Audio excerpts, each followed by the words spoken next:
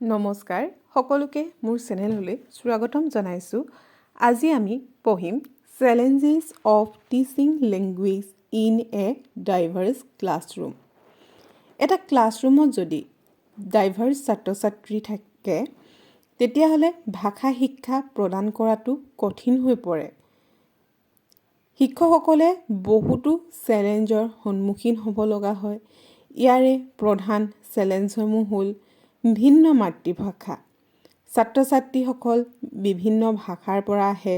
মাতৃভাষাৰ প্ৰভাৱৰ কাৰণে তেওঁলোকৰ উচ্চাৰণ, শব্দ গঠন, নিয়মত ভুল হয় আৰু তেওঁলোক ভিন্ন সাংস্কৃতিক পটভূমিৰ পৰা আহে।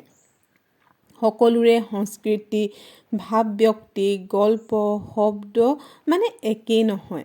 শিক্ষকে সকলোৰে অভিজ্ঞতা মিলাই ভাষা শিক্ষা দিব লাগে আৰু ভিন্ন শিক্ষাগত স্তৰ। কোনোবাই আকৌ অভিধান ভালদৰে নাজানে, কোনোবাই আকৌ আখৰেই চিনিব নোৱাৰে। সেনেকুৱা ধৰণৰো ছাত্ৰ ছাত্ৰী আহে। Lake of motivation. কিছুমান ছাত্ৰ ছাত্ৰী ভাষাটো অন্য এটা যেতিয়া নতুনকৈ ভাষা শিকে নিজৰ মাতৃভাষাটো বাদে সেই ভাষাটো কঠিন বুলি ভয় কৰে। আৰু তেনেকুৱা ক্ষেত্ৰত শিক্ষকে কি কৰিব লাগিব যে লাৰ্ণিং ইণ্টাৰেষ্টিং বনাব লাগিব। গান, গল্প, খেলা, ছবি, ৰোল প্লে ইত্যাদি ব্যৱহাৰ কৰিব লাগিব। ভকেবুলাৰী গেপ। সকলোৰে সমানে শব্দ ভাণ্ডাৰ নাথাকে। শিক্ষকে স্কেপ ফল্ডিং আৰু কণ্টেক্সুৱেল লাৰ্ণিং ব্যৱহাৰ কৰিব লাগিব। লেংগুৱেজ ডিফিকাল্টিছলৈ আহিছোঁ। ছাত্ৰ ছাত্ৰীয়ে ভাষা শিকোঁতে কিছুমান সমস্যা পায়। সেয়া হৈছে উচ্চাৰণৰ সমস্যা। ধ্বনিসমূহ উচ্চাৰণ কৰোঁতে ভুল কৰে। যেনেকৈ চ টু হ, ইংৰাজী যদি কওঁ S to H to S, সেই ধৰণৰ জ টু ঝ, ধ টুক ধ, থ টুক ধ, সেনেকুৱা ধৰণৰ উচ্চাৰণ ভুল হয়।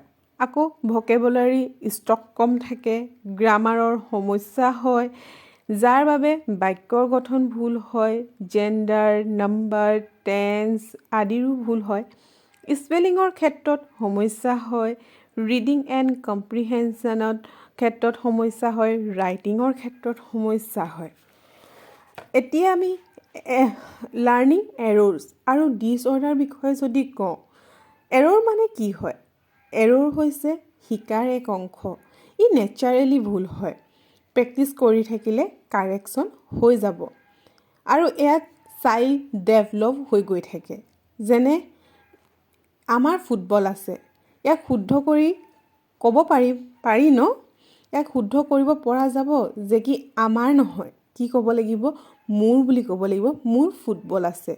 এইবোৰ ডেভেলপমেণ্টৰ ক্ষেত্ৰত নৰ্মেল এৰৰ হয়।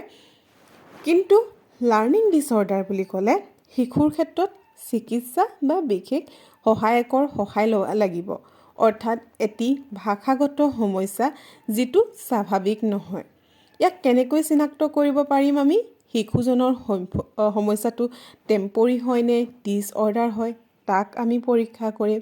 তাৰপিছত টিচিঙৰ সহায়ত ইম্প্ৰুভমেণ্ট কৰিবলৈ চাম আৰু আমি গম পাম যে চাইল্ডজনৰ ডিছঅৰ্ডাৰটোৰ বিষয়ে। কোনটো ডিছঅৰ্ডাৰ হৈছে? ডিছঅৰ্ডাৰো বিভিন্ন প্ৰকাৰ থাকে। তাৰে কেইটামান হৈছে ডিছলেক্সিয়া, ডিছগ্ৰাফিয়া, ডিছকেলকুলিয়া, স্পীচ ডিলে, ফ্লুৱেঞ্চি ডিছঅৰ্ডাৰ ইত্যাদি। আৰু থাকে ADHD, এইখিনিও থাকে দেই। এনেকুৱা ক্ষেত্ৰত বিদ্যালয় আৰু শিক্ষকে কেনেকুৱা ধৰণৰ ৰোল প্লে কৰিব লাগিব যে শিক্ষকজনে ছাপৰ্টিভ এনভাইৰনমেণ্ট দিব লাগিব, audio' visual teaching material use কৰিব লাগিব, কমিউনিকেশ্যনৰ ক্ষেত্ৰত এনকাৰেজ কৰিব লাগিব শিশুক। ভুল হ'লে পানিছমেণ্ট নিদি তাৰ সলনি জেণ্টলি ফিডবেক দিব লাগিব, গ্ৰুপ ৱৰ্ক কৰিবলৈ দিব লাগিব, পেয়াৰ ৰিডিং কৰিবলৈ দিব লাগিব, ষ্টৰি টেলিং ইত্যাদি কৰিব দিব লাগে, যাতে এই ডিছঅৰ্ডাৰটোৰ পৰা লাহে লাহে ইম্প্ৰুভ কৰিব পাৰে শিক্ষকে। ভিডিঅ'টো ভাল লাগিলে লাইক কৰিব, শ্বেয়াৰ কৰিব আৰু চেনেলটো ছাবস্ক্ৰাইব কৰিব। Thank U.